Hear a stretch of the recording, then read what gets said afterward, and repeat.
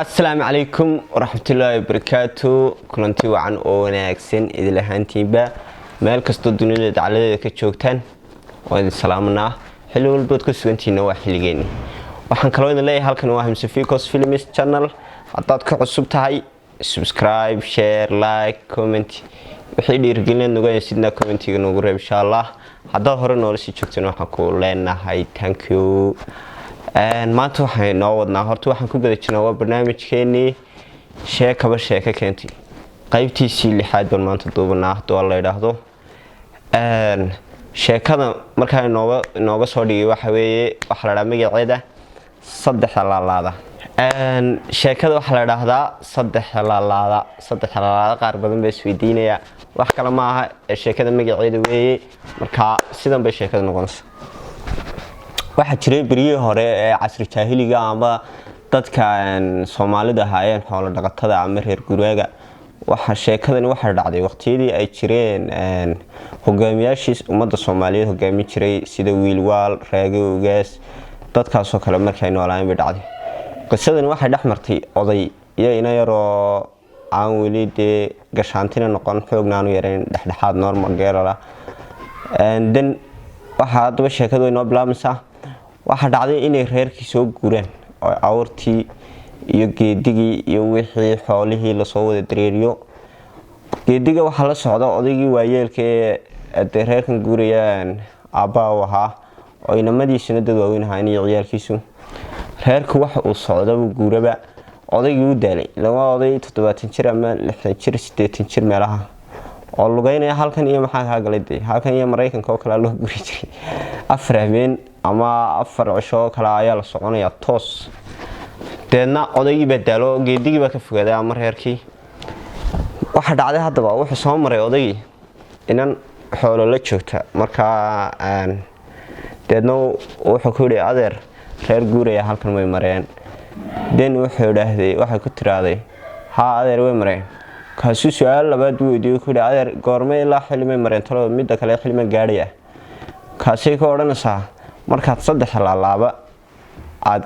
saddex laalaada markaad gaabsatid ayaad gaadhaysaa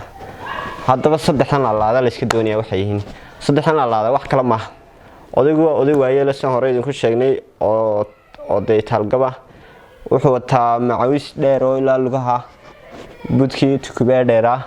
weysadii biyaha xariga ku xidhnaayo iyaduna dheer deeto saddexan markaa haduu qofku shiraado lugay weysa dheer oo xariga wadana kuma socon karo ul dheer ku tukumena kuma socon karo macawistiina lugaha jiidmaysa deedna saddexdii la yaabo soo ku yiraahday saddexda waa maxaadeero sheekadu macawista gaabso kow bakooradan aad ku tukubaysidna iska degta saarada ama si kala dhoo iska daa caayadan biyahana xambaaraba odaygii way sidii fikradii reed inanta ay sameeyay oo sheegtay uu sameeyay saddexdii la laabtay reerkii soo gaaray marka hadaba geedigii soo gaaray oo dadkiisii helay iyo familkiisii la socday ayaa uu fikray suuno inantii maskaxda badneed halka ka soo martay wallahi bilaayde waxa qof ilaahay xigmad u dhaliyay ama garaadkeedu u sareeyo den odaygii baa ciyaalkiisii la kulmay namadiisii waaweynaayeed soo koodhanay aabo waxaan soo arkay sheeka caynkaas qisadaas ay ku dhacday inaan caynkaas inaan dhex martay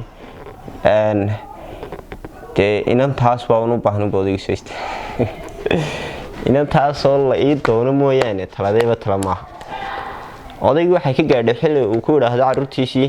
hooyadiin waan ku xilo furaya hadda ii dooni weydaan xilo furku waxa weeye marka gabadha la furayo la dhaanba saddexdii bay tahay amba labadii bay tahay waan ku xilo furaya wiil hooyadiin oo marka hooyadoodna qof weyn bay tahay namadina ma weyn bay hayeen den way bi ku dhayn bal waa sheekadiisi buu yeelan inantii baa loo doonay inantii baa hadaba odaygii sidaa way eegtay oo ay xasuusatay in odaygii cashada ay talgabka ay socon kareen kaasay waxay oranaysaa odayga waxaan ku yeelayaa saddex shardi may laba shardi waan ku yeelayaa betri kow waa inaad saacad 7 jira aad u qashan oo hilibkiisa dhameeya laba waa inaad hal 7 jira oo dhashay aad u listaan ilaa inta ka go'aysan caanihiisa u cabaa neefku markuu dhalo kale dee waxay ku qaataa inuu guro sanad ama haaf sanad oo kale intaasoo dhan markuu waxaa cabo iyo hilibkaa waxaa loo qolay ayuman yeeli karaabiti dee sheekadu waxay sidii socotaba odayga intiibu soo dhammaystay inantiina sidiibu ku guursaday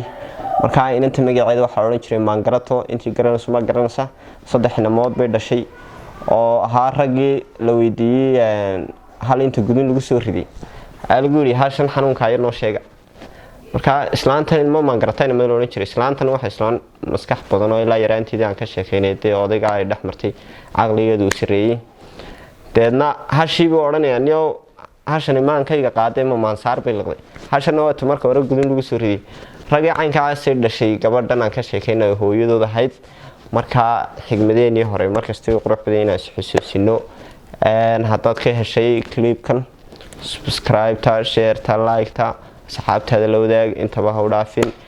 haddaad nagu cusubtahay welcome baan ku leenahay haddaad hore noola sii joogtina thank you kulanti wacan oo dambe